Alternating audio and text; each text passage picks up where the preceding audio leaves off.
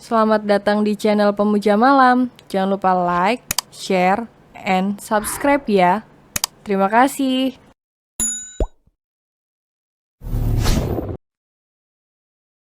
Chapter 26 dirinya kini menjadi tahta tertinggi.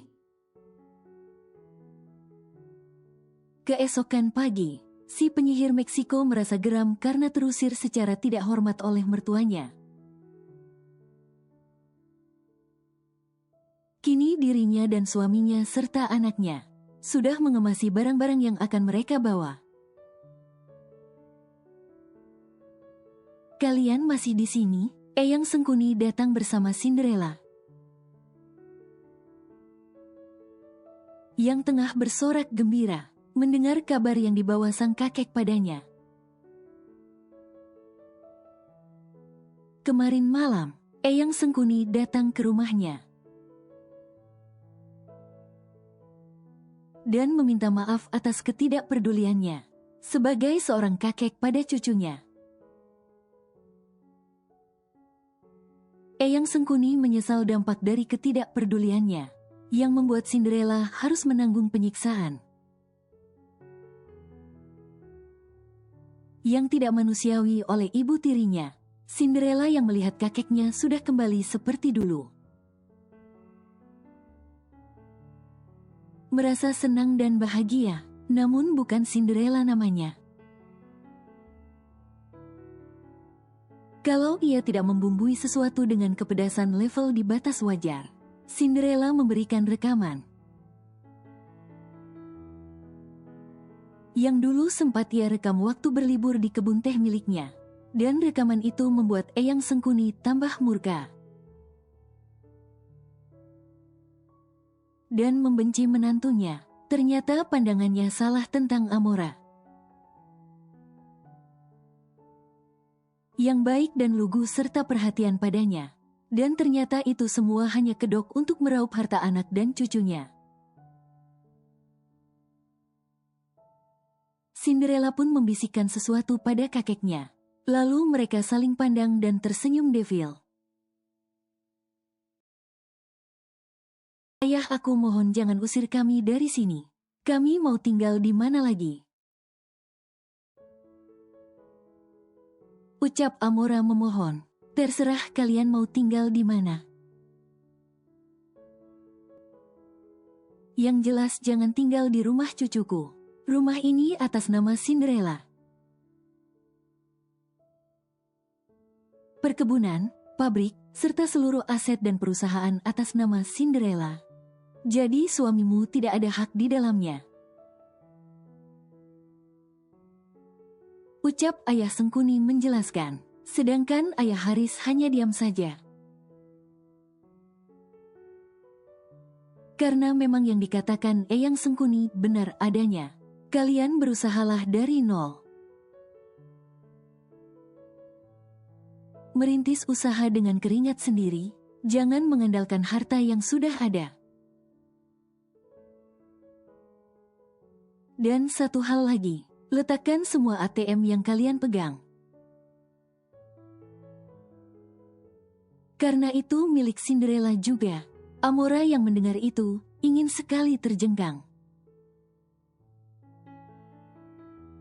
Bahkan ATM pun disita oleh kakek tua bau tanah yang ada di depannya.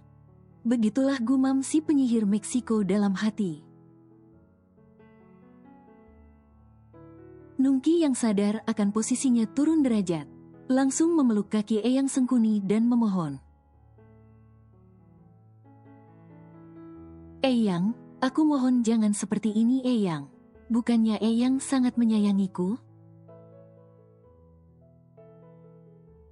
"Kata siapa?" tanya Cinderella memeluk lengan sang kakek. Membuat Nungki langsung mendongakkan kepalanya melihat Cinderella. Pandangan mereka bertemu satu sama lain. Namun ada sorot mata yang berbeda yang Cinderella perlihatkan pada Nungki. Pandangan mengejek dan mencemooh sangat terlihat jelas dengan bibir menyungging. Cinderella, ini semua gara-gara dirimu. Awas kau ya. Gumam Nungki menggertakkan giginya. Cinderella semakin menyunggingkan senyum jahatnya. Seakan dirinya tahu apa yang ada di pikiran Nungki. Nungki saudaraku, aku tahu kamu sangat membenciku. Dan aku minta maaf padamu dengan kejadian ini. Jujur aku merasa sedih, tapi aku sudah cukup bersabar dengan sikap kalian. Yang semena-mena terhadapku, ucap Cinderella dengan mimik muka sedih dan terluka. Sudah cucuku, biarkan mereka semua merenungi kesalahan mereka terhadapmu. Ucap sang eyang mengelus punggung sang cucu, yang pandai bersandiwara dan membolak-balikan fakta. Cinderella pun menoleh pada ayahnya, ayah yang sangat ia sayangi. Ayah, Cinderella memeluk ayah Haris. Dan membenamkan kepalanya di dada sang ayah. Kala, mohon jangan pergi ayah. Tetaplah di sini bersamaku seperti dulu. Tapi Ella tahu ayah tidak bisa melakukan itu, untuk itu. Kembalilah jika ayah sudah sadar. Dan membuka kedua mata dan hati ayah. Pintu ini selalu terbuka, tapi tidak untuk si penyihir Meksiko. Lanjutnya dalam hati, melihat ke arah ibu tirinya sambil tersenyum puas. Amora yang melihat kelicikan dari anak tirinya, mengepalkan kedua tangannya dengan marah. Dasar anak pembawa sial, teriak Amora yang sudah tidak bisa mengontrol emosinya. Amora dengan cepat melangkah ke arah Cinderella, lalu tanpa diduga menjambak rambut Cinderella dengan sekuat tenaga. Akan aku beri pelajaran kamu, teriaknya lagi. Membuat seisi rumah melototkan matanya dengan apa yang mereka lihat. Amora. Ayah, kek, teriak Cinderella dengan pasrah. Saat tubuhnya mendapatkan serangan bertubi-tubi dari si penyihir Meksiko.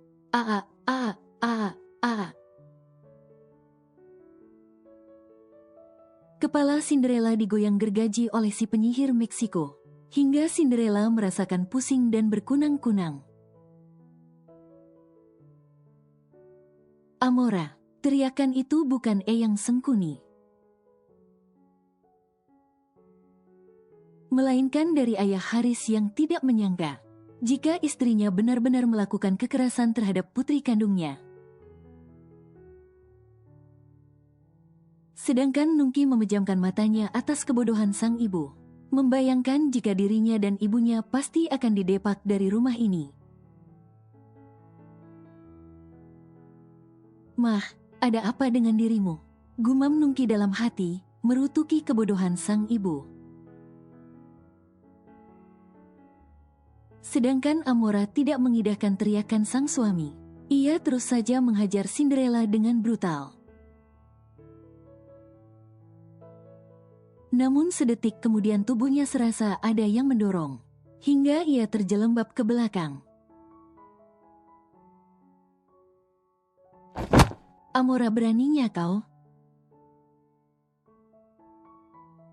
Teriak ayah Haris lagi, sambil menunjuk sang istri. Lalu ayah Haris menolong Cinderella, yang berpura-pura kesakitan dan terluka. Seakan dirinya benar-benar menderita dengan tangisan dan isakan buaya. Ayah, Hiskek, maafkan ayah sayang. Maafkan ayah yang sudah menutup mata. Ayah Haris memeluk putrinya dengan hati bersalah. Bohong Mas, jangan pernah mempercayai tipu daya muslihat dan kelicikannya.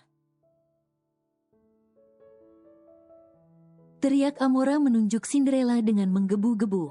Ia tidak sadar akan posisi yang sebenarnya sudah terjepit. Cukup Amora, aku pikir kau ibu yang baik untuk putriku. Tapi apa nyatanya, hei? Jadi selama ini kau memperlakukan putriku seperti ini? Pantas saja putriku menjadi amburadul dengan sifat yang keras kepala. Rupa-rupanya rumah tempat dia berlindung bagaikan neraka. Ucap ayah Haris penuh penekanan dan itu membuat Amora bungkam. Padahal jika ayah Haris bercermin, tentu saja dia juga punya andil. Karena dia sendiri yang membawa Amora dan Nungki ke dalam rumah yang selama ini damai dan tentram. Mas, bukan seperti itu, ah. Amora tidak bisa melanjutkan perkataannya saat Cinderella terkurai lemas tak sadarkan diri. Dan itu membuat Eyang Sengkuni dan ayah Haris terkejut. Cinderella. Cinderella, ucap keduanya secara bersamaan. Namun tidak untuk Amora. Ia yakin jika Cinderella sedang berakting agar dirinya semakin terpojokkan, sedangkan ayah Haris dan Eyang Sengkuni membawa Cinderella ke rumah sakit, meninggalkan Amora dan Nungki yang tengah saling pandang. Mah, bagaimana ini? Tanya Nungki. Aku nggak mau jadi miskin, Mah. Aku nggak mau tidur di kasur keras lagi kayak dulu.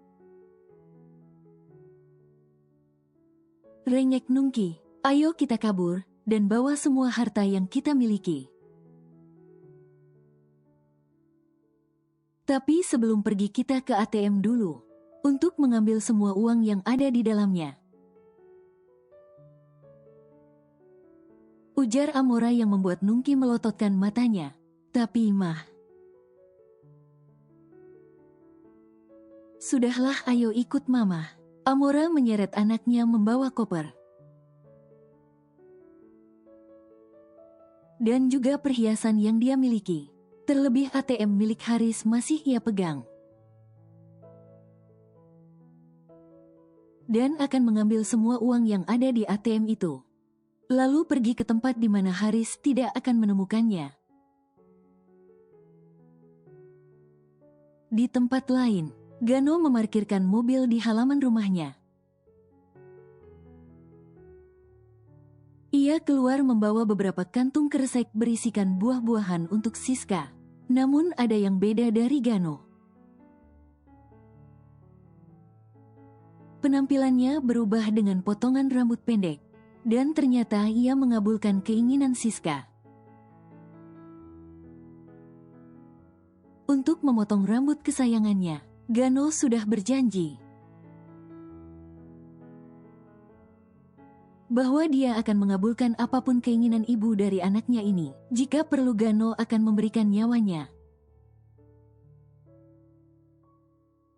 Untuk kedua orang yang dia sayang, Gano melangkah langsung ke rumah Siska. Membawa satu keranjang buah di tangan kanan, dan satu kantong kresek berisikan apel dan jeruk. Siska, teriak Gano di depan pintu rumah. Siska yang mendengar Gano di luar, langsung melangkah membuka pintu. Namun Siska sangat terkejut melihat Gano memangkas rambutnya yang panjang. Gano, hai Momi, bagaimana penampilanku?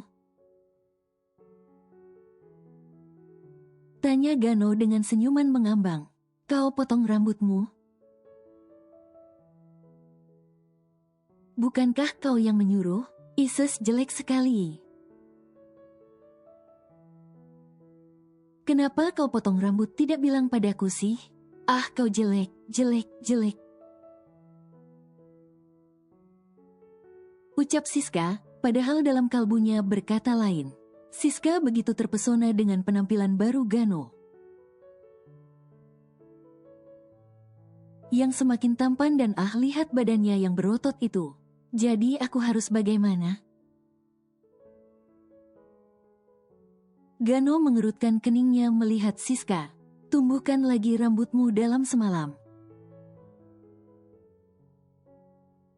Jika itu terjadi besok juga kita menikah. Siska menutup pintu dengan kencang. Sedangkan Gano masih diam dan bingung. Bagaimana menumbuhkan rambut dalam semalam? Di mana aku bisa menemukan jin yang bisa menumbuhkan rambut hanya dalam satu malam? Tanyanya dalam hati lalu terkekeh sendiri.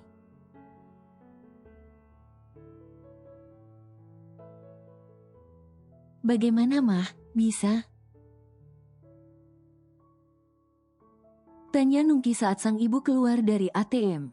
Amora si penyihir Meksiko menggelengkan kepalanya dengan lesu. Kartu ATM sudah diblokir semua sayang. Terus gimana dong mah? Kita pulang aja lagi ke rumah dan minta maaf. Daripada kita melarat di luar sana dan gak bisa makan. Ujar si penyihir Meksiko. Ya sudah ayo mah. Sebelum ayah pulang dan melihat kita dengan koper-koper kita cari aman saja.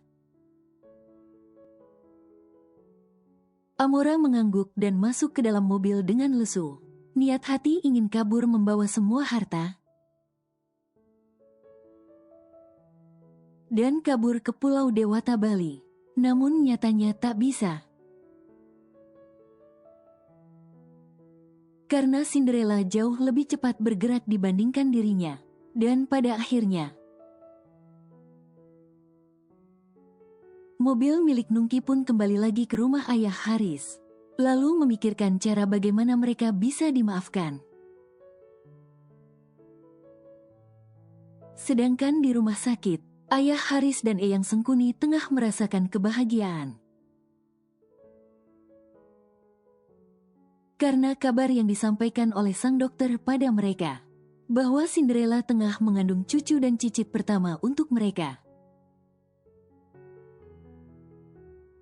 Benarkah itu dok? Tanya ayah Haris memastikan. Benar tuan, kita akan memeriksa kembali saat pasien sudah siuman. Kalau boleh tahu di mana suami pasien? Tanya sang dokter, membuat ayah dan anak itu saling pandang. Karena telah lupa mengabari pada Agam perihal Cinderella yang dibawa ke rumah sakit. Maaf dok, saya lupa mengabari suaminya. Sebentar ya dok, saya akan mengabari suami anak saya dan besan saya. Ucap ayah Haris begitu semangat. Sedangkan Eyang Sengkuni duduk di sebelah ranjang, di mana Cinderella masih terbaring pingsan. Eyang Sengkuni begitu terharu mendapatkan kabar bahagia ini. Ia berdoa agar dipanjangkan umurnya. Karena ingin melihat bagaimana cicitnya tumbuh. Ketika Eyang Sengkuni tengah memandang cucunya, ayah Haris masuk dengan senyuman dan bergabung dengan sang ayah. Sedangkan Agam yang sedang video call bersama asistennya yang berada di Dubai, langsung mematikan sambungannya ketika mendapatkan kabar dari sang mertua jika istrinya pingsan. Ayah Haris memang sengaja tidak mengabari jika Cinderella tengah mengandung. Karena ayah Haris akan memberitahu jika menantu dan besannya sudah berada di sini. Agam turun dari kamarnya dengan tergesa-gesa, membuat kedua orang tuanya merasa heran. "Nak, kau mau kemana buru-buru seperti itu?" tanya Mom Lulu. "Mom, Cinderella masuk rumah sakit." "Apa? Kenapa bisa?" "Bukannya Cinderella ada di rumah sebelah?" panjang ceritanya Mom. "Yang pasti aku harus segera ke rumah sakit." Mom ikut. Dad juga ikut, dan akhirnya mereka bertiga pergi bersama ke rumah sakit.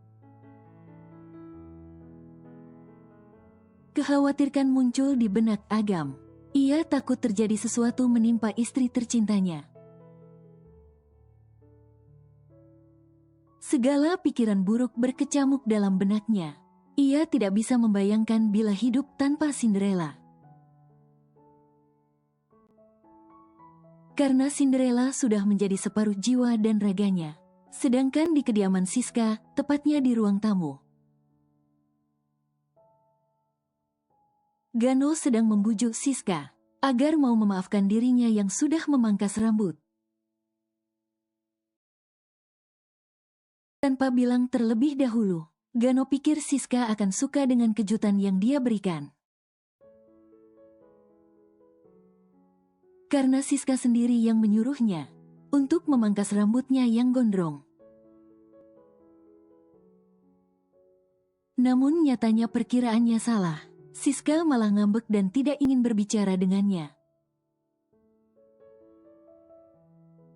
"Aku mau ke kamar ngantuk, kamu pulang aja Gih," usir Siska meninggalkan Gano di ruang tamu sendirian. Ia terbaring bersama baby Vano sambil memberikannya susu dalam botol. Gano yang tidak menyerah ikut masuk. Yang mana membuat Siska melototkan matanya. "Kamu ngapain masuk kamar aku?" tanya Siska sedikit berbisik karena tidak mau membangunkan baby Vano. "Maafkan aku dulu, baru aku akan pergi," ucap Gano malah sengaja berbaring di belakang Siska. "Gano," sentak Siska, namun itu membuat baby Vano merengek. "Shoot, shoot, shoot, shoot." Siska mencoba untuk menenangkan anaknya. Setelah cukup lama menenangkan sang anak, baby Vano akhirnya kembali tertidur. Siska memanggil Gano dengan pelan. Namun tidak ada sahutan sama sekali, yang mana Siska menoleh ke belakang. Ia melihat Gano yang ternyata sudah mendengkur halus. Membuat Siska menghela nafasnya. "Ish, kenapa harus tidur satu ranjang sih?" gerutu Siska tak terima. Namun dari dalam lubuk hatinya yang terdalam, ia tengah tersenyum bahagia. Apalagi melihat raut wajah damai Gano dengan rambut pendek membuat jantungnya berdetak lebih cepat.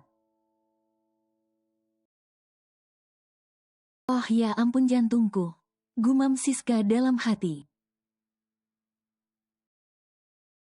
Lalu dengan segera dia membelakangi Gano dan memejamkan matanya, menyusul sang putra yang sudah terlelap tidur ke alam mimpi.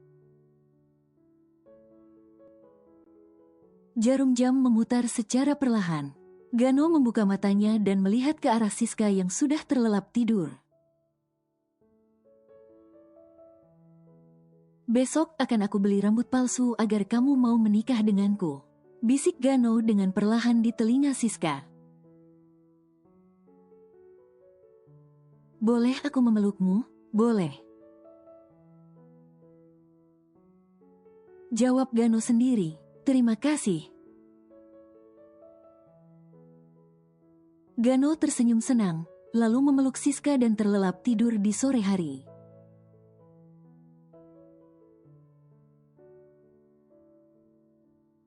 Dalam perjalanan pulang dari rumah sakit, semua keluarga begitu bahagia. Bagaimana tidak, mereka semua sangat antusiasi. Saat dokter mengatakan jika Cinderella hamil anak kembar, belum pasti jenis kelaminnya. Karena kehamilan Ella baru menginjak 3 minggu, Eyang Sengkuni mengabari keluarga besar yang ada di Jawa Tengah. Jika Cinderella tengah mengandung cicit pertama untuknya, kabar baik itu disebut keluarga besar dari ayah Haris. Dan memberikan selamat pada Cinderella. Namun sayangnya keluarga dari ibu Cinderella sudah tidak ada satupun. Karena ibu Cinderella yatim piatu, beberapa menit di perjalanan, akhirnya 2 mobil milik ayah Haris dan Agam telah sampai di rumah. Semua perhatian tertuju pada Cinderella. Dan si sompak satu ini menjadi besar kepala, karena merasa bahwa dirinya kini menjadi tahta tertinggi di keluarganya dan keluarga suaminya. Hati-hati sayang. Agam dengan perlahan membantu Cinderella turun dari mobil. Apa perlu menggunakan kursi roda? Tanya ayah Haris dengan cemas. Ia takut jika anaknya terjadi sesuatu. Tidak perlu ayah. Kehamilanku masih 3 minggu dan belum merepotkanku. Ya sudah, hati-hati. Mereka semua pun masuk ke dalam rumah. Dan tanpa mereka sangka, ternyata Amora si penyihir Meksiko menyambut mereka. Dengan senyum mengembang di wajahnya. Syukurlah kalian sudah pulang. Bagaimana keadaan Ella? Apa kamu baik-baik saja sayang? Tanya Amora dengan begitu perhatian. Membuat semua orang saling pandang termasuk Mom Lulu dan Dat Borkan. Dasar tidak tahu malu, kenapa kau masih di sini? Sentak Eyang Sengkuni, menunjuk Amora dengan tongkatnya. Ayah, Ak. Amora tidak melanjutkan perkataannya, saat Cinderella lebih dulu bersuara. Eyang, Cinderella memanggil sang kakek dengan manja. Sudahlah, lupakan apa yang sudah terjadi. Mungkin Mama Amora sedang hilaf dan aku sudah memaafkannya. Cinderella melirik Amora dengan pandangan sulit diartikan, membuat bulu kuduk Amora langsung merinding seketika. Tapi cucuku dia, ini hari kebahagiaan kita Eyang.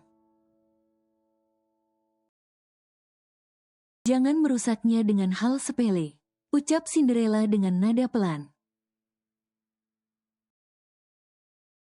Seakan dirinya adalah peri yang turun dari kayangan. Namun nyata dia titisan iblis yang berkedok Cinderella.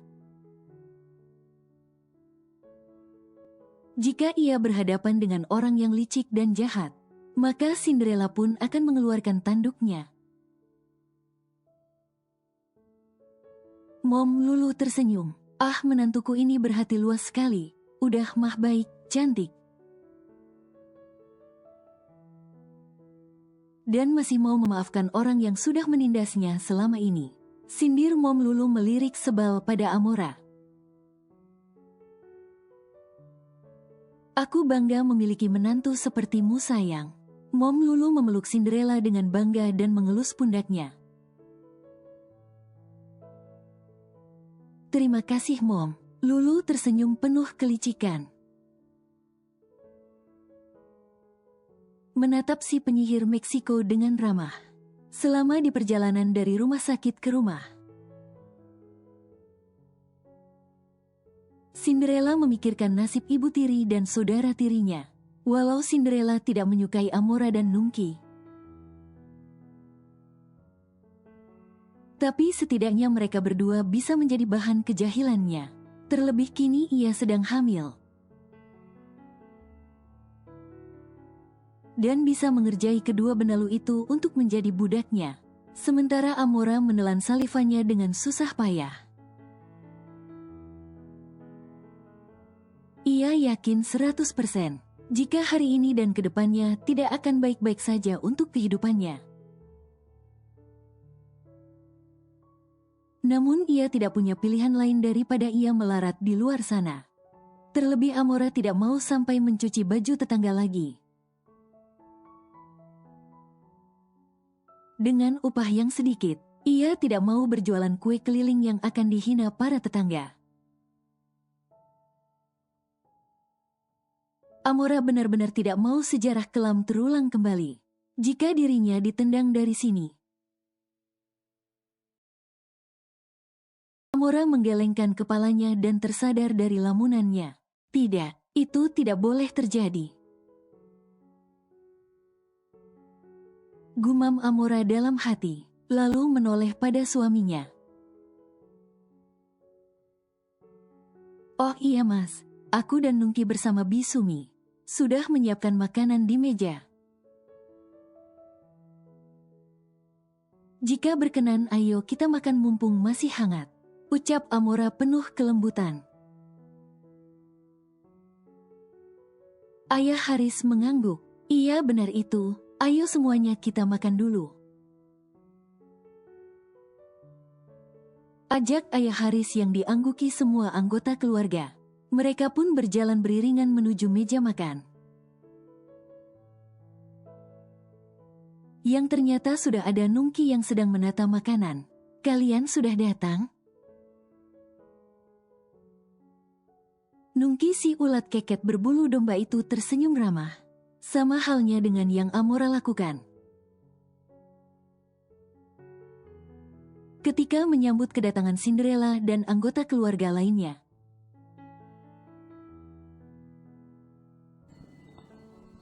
Bersambung.